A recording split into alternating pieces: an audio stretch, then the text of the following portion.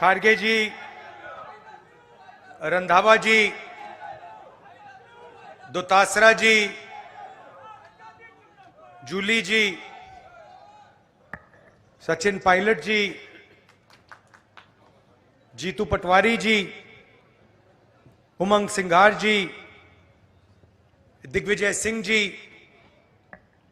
कमलेश्वर पटेल जी, CP Joshi ji, गिरजा व्यास जी,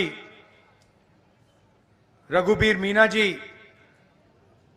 अर्जुन भमानिया जी, ताराचंद भगोरा जी, stage पे वरिष्ठ नेता, हमारे कार्यकर्ता भाइयों और बहनों, प्रेस के हमारे मित्रों, आप सबका यहां बहुत बहुत स्वागत, नमस्कार। थोड़ा प्रोग्राम लेट चल रहा है, आपको यहां थोड़ा ठहरना पड़ा, इसके लिए मैं आपसे माफी मांगता हूं। एक साल पहले कन्याकुमारी से कश्मीर तक हम भारत जोड़ो यात्रा पे चले, राजस्थान से निकले, 4000 किलोमीटर समुद्र से हिमालय तक चले और रास्ते में हजारों लोगों से मेरी डायरेक्ट बातचीत हुई, युवाओं से, बुजुर्गों से, किसानों से।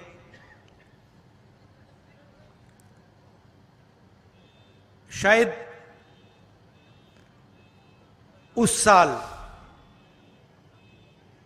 मैंने हिंदुस्तान में सबसे ज्यादा लोगों से बात की। शायद मैं ही वो व्यक्ति हूं जिसने सबसे ज्यादा लोगों से बात की। 8 घंटे,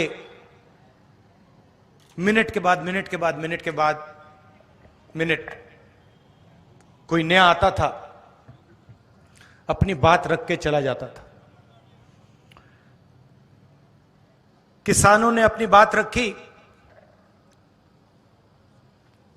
और हमने अपने मैनिफेस्टो में उनके लिए एक क्रांतिकारी काम किया है। पहली बार हिंदुस्तान में लीगल गारंटी किसानों की एमएसपी के लिए दिया है हमने, मतलब कानून बनाया है कि उनको लीगल एमएसपी मिलनी चाहिए। जो किसान दिल्ली की ओर चल रहे हैं, जिनको सड़कों पे रोका जा रहा है, उनकी मांग हमने पूरी कर दी है अपने मैनिफेस्टो में। जाति जनगणना की मैंने बहुत बात की है, थोड़ा सा आज कहना चाहता हूं। देश में 50% पिछड़े वर्ग के लोग हैं, 8% आदिवासी भाई बहन हैं, 15% दलित हैं और तकरीबन 15% माइनॉरिटीज हैं। सब मिलाकर तकरीबन 90% हिंदुस्तान की आबादी या दलित, आदिवासी, पिछड़ा, माइनॉरिटी। उसमें आप 5% और गरीब जनरल कास्ट के लोगों को मिला दीजिए। यह है हिंदुस्तान की आबादी। मगर अगर हम हिंदुस्तान की संस्थाओं को देखें, हिंदुस्तान के बजट को देखें, हिंदुस्तान के धन को देखें, तो इन लोगों की भागीदारी नहीं है, कहीं भी नहीं है। मैं आपसे पूछता हूं, आदिवासी वर्ग हैं यहां पर, राष्ट्रपति आदिवासी हैं हैंगे ना? ठीक है। राम मंदिर का इनॉग्रेशन हुआ, आपको टीवी पे उनका चेहरा दिखा? क्यों नहीं? ये फिर से बोलो, क्यों नहीं? क्योंकि वो आदिवासी हैं, हिंदुस्तान की राष्ट्रपति हैं, मगर उनको सीधा मैसेज दिया गया कि राम मंदिर के इनॉग्रेशन में आप राष्ट्रपति हो, कुछ भी हो, आप आदिवासी हैं, आप अंदर नहीं आ सकती हैं। सोच वहां से शुरू होती है। आपने टीवी देखा, राम मंदिर के इनॉग्रेशन में आपने किसी गरीब को देखा? किसान, मजदूर ना था? कौन था? अंबानी था, अदानी था, बॉलीवुड की पूरी लाइनअप थी, सारे के सारे थे, उद्योगपति अरबपति थे, मगर राम मंदिर के इनॉग्रेशन में एक गरीब नहीं था, एक किसान नहीं था, एक बेरोजगार युवा नहीं था, एक विकलांग नहीं था, कोई नहीं था। दो हिंदुस्तान बने हुए हैं, एक 5% वाला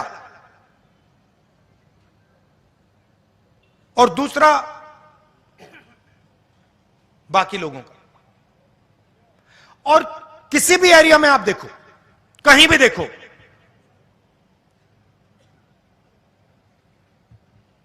आपको पिछड़े, दलित, आदिवासी नहीं दिखने वाले।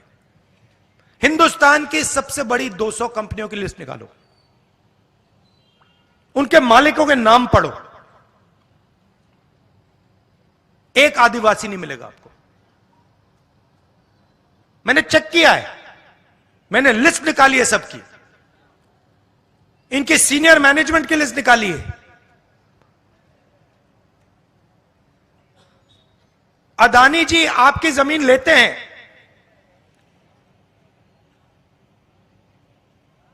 आपका जल छीनते हैं, जंगल छीनते हैं, मगर उनकी कंपनी में सीनियर लेवल पे आपको एक आदिवासी नहीं मिलेगा, एक दलित नहीं मिलेगा, एक पिछड़ा नहीं मिलेगा, और हिंदुस्तान की सबसे बड़ी 200 कंपनियों में नहीं मिलेगा। मीडिया में देखो, खारगे जी कह रहे हैं सिर्फ नरेंद्र मोदी दिखते हैं। कारण है, इनके मालिकों की लिस्ट निकालो, इनके बड़े बड़े रिपोर्टर्स की लिस्ट निकालो, एक पिछड़ा नहीं मिलेगा, एक दलित नहीं मिलेगा, एक आदिवासी नहीं मिलेगा। 90% हो आप हिंदुस्तान के, 90%, उसमें गरीब जनरल कास्ट भी जोड़ दो, 5% और ले लो और जोड़ दो। मीडिया में आपका कोई नहीं, बड़ी कंपनियों में आपका कोई नहीं। हिंदुस्तान के बजट को 90 लोग चलाते हैं, आईएएस अफसर हैं। राजस्थान में भी वही है, यहां पे राजस्थान की सरकार को 60-70 लोग चलाते हैं। उनकी लिस्ट निकालो। दिल्ली वाली मैंने निकाली है, उत्तर प्रदेश की निकाली है, राजस्थान की नहीं निकाली है, निकाल दूंगा। आपको एक आदिवासी नहीं मिलेगा। 90 में से 3 पिछड़े वर्ग के लोग हैं, 3 दलित हैं, एक आदिवासी। अगर हिंदुस्तान की सरकार 100 रुपए खर्च करती है बजट में, तो आदिवासी अफसर जिनकी आबादी 8% है, वो 100 रुपए में से 10 पैसे का निर्णय लेता है। तो आपकी भागीदारी कहीं है ही नहीं। तो फिर मैंने अपने आप से सवाल पूछा, भाई ये कंपनियों में नहीं है,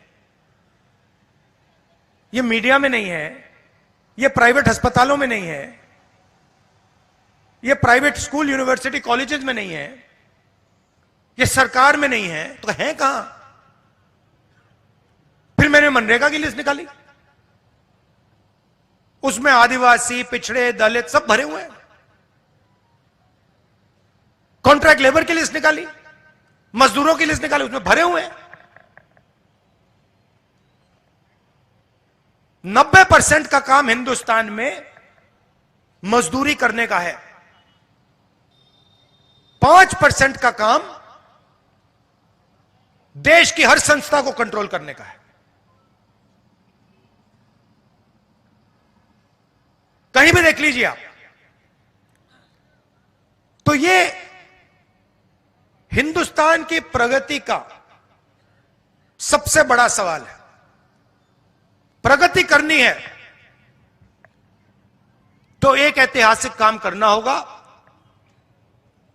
जैसे जब तो चोट लगती है, डॉक्टर आपसे कहता है एक्सरे करो, कहता है ना, कहता है, वैसे ही मैं कह रहा हूं, हिंदुस्तान के गरीबों को चोट लग रही है, दलितों को, आदिवासियों को, पिछड़ों को, गरीब जनरल कास्ट को चोट लग रही है, एक्सरे करा दो। और मैं तो कह रहा हूं एक्सरे के बाद में एमआरआई भी कराऊंगा। कितना पैसा किसके हाथों में है, कौन सी संस्था किसके कंट्रोल में है, मीडिया में कितने लोग आदिवासी, दलित, पिछड़े, बड़ी बड़ी कंपनियों में कितने आदिवासी, दलित, पिछड़े, प्राइवेट स्कूल, कॉलेज, ये सारा का सारा निकाल दूंगा मैं। और फिर आपको अपनी सच्ची शक्ति समझ आएगी। आज आपको बात नहीं समझ आ रही, आप सोच रहे हो कि आप में शक्ति नहीं है। 10 में से 9 लोग आप हो।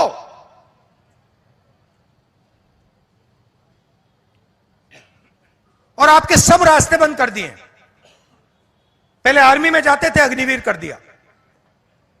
पहले पब्लिक सेक्टर हुआ करता था,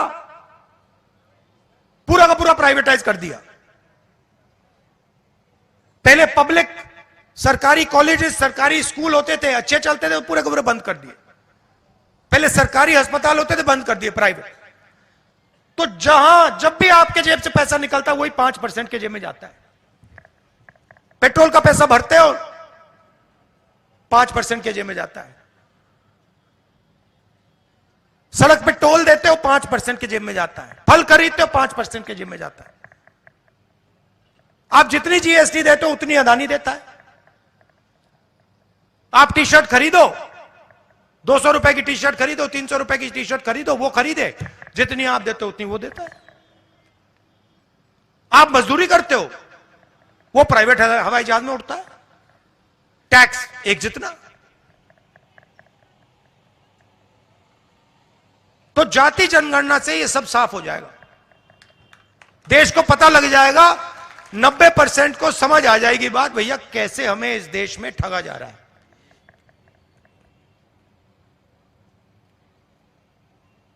भारत जोड़ो यात्रा में सबसे बड़ा मुद्दा बेरोजगारी थी। युवा आते थे, मैं पूछता था क्या करते हो? राहुल जी बीटेक हूं, एमबीए किया, मेडिसिन पढ़ी, कंप्यूटर प्रोग्रामर हूं। क्या करते हो? कुछ नहीं, रोजगार नहीं है।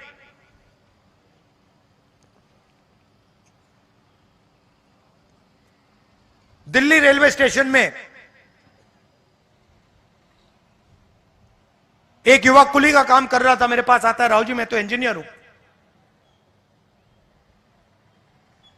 सिविल इंजीनियरिंग की है मैंने,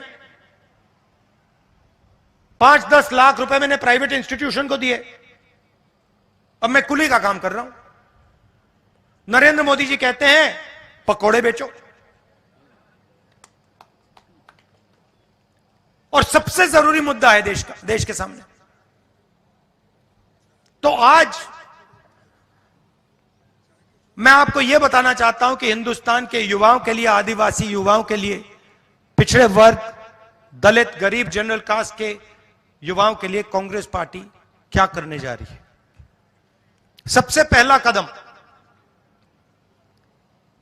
हमने गिनती की है, हिंदुस्तान में 30 लाख सरकारी वैकेंसीज हैं।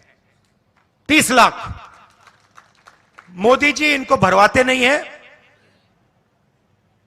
बीजेपी इनको भरती नहीं है। सरकार में आने के एकदम बाद हमारा पहला काम होगा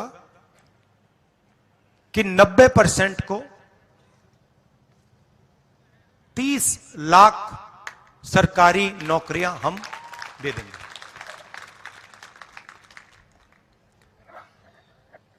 दूसरा ऐतिहासिक काम, हम मनरेगा प्रोग्राम लाए थे, रोजगार का अधिकार। लाखों लोगों को फायदा हुआ, अधिकार दिया हमने। वैसे ही हम हिंदुस्तान के युवाओं को, सब युवाओं को अप्रेंटिसशिप का अधिकार देने जा रहे हैं। और यह अधिकार हर ग्रेजुएट, हर डिप्लोमा होल्डर को मिलेगा। अधिकार क्या है कि कॉलेज, यूनिवर्सिटी, डिप्लोमा के एकदम बाद 1 साल के लिए हर ग्रेजुएट को प्राइवेट कंपनी में, सरकारी ऑफिस में 1 साल की अप्रेंटिसशिप दी जाएगी और 1 लाख रुपए उसे 1 साल में दिया जाएगा। और यह हर ग्रेजुएट के लिए किया जा रहा है। ये जो लाखों लोग कह रहे हैं कि हम बेरोजगार हैं, कॉलेज के एकदम बाद अगले दिन इनको अप्रेंटिसशिप मिल जाएगी और यह अधिकार होगा। यह ऐसे नहीं होगा कि भैया हमें देना है तो देंगे, नहीं देना तो नहीं देंगे। यह मनरेगा जैसा अधिकार होगा, कानूनी अधिकार अप्रेंटिसशिप का आपको दे रहे हैं। इससे देश में करोड़ों युवाओं को फायदा होगा, ट्रेनिंग मिलेगी और पहला साल का, एक प्रकार से पहले साल का रोजगार मिलेगा। भारत जोड़ो यात्रा में बहुत सारे युवा आए, कहते हैं राहुल जी हमने एग्जाम की तैयारी की, हम गरीब हैं,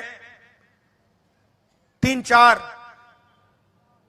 महीने हमने मतलब रात दिन कर दिए, एक कर दिए। एग्जाम के दिन पता लगता है 5% वालों के टेलीफोन पे पेपर लीक। हम ईमानदारी से काम करते हैं और जिनके पास धन है पेपर चुरा लेते हैं और फिर उसके बाद हमें कहा जाता है कि देखिए पेपर लीक हो गया तो आपको अब नौकरी नहीं मिलेगी। पुलिस की भर्ती में होता है, पटवारी, सब भर्तियों में होता है। तो हम एक नया कानून लाएंगे, पेपर लीक के खिलाफ एक कानून, जिसमें हम एग्जाम दिलवाने का तरीका स्टैंडर्डाइज कर देंगे कि एग्जाम होगा तो ये जो आउटसोर्सिंग होती है, प्राइवेट कंपनियों को पकड़ा दिया जाता है, ये आउटसोर्सिंग नहीं होगी। एग्जाम सरकारी संस्था करेगी और इस प्रकार से करेगी। और अगर इस प्रकार से नहीं किया और अगर पेपर लीक हो गया तो फिर कानूनी कार्रवाई ऐसी होगी कि दूसरी बार नहीं होने वाला है। चौथी चीज, युवाओं के लिए बहुत सारे युवा उबर, ओला डिलीवरी का काम करते हैं, इसको अंग्रेजी में गिग वर्कर्स कहते हैं। और राजस्थान में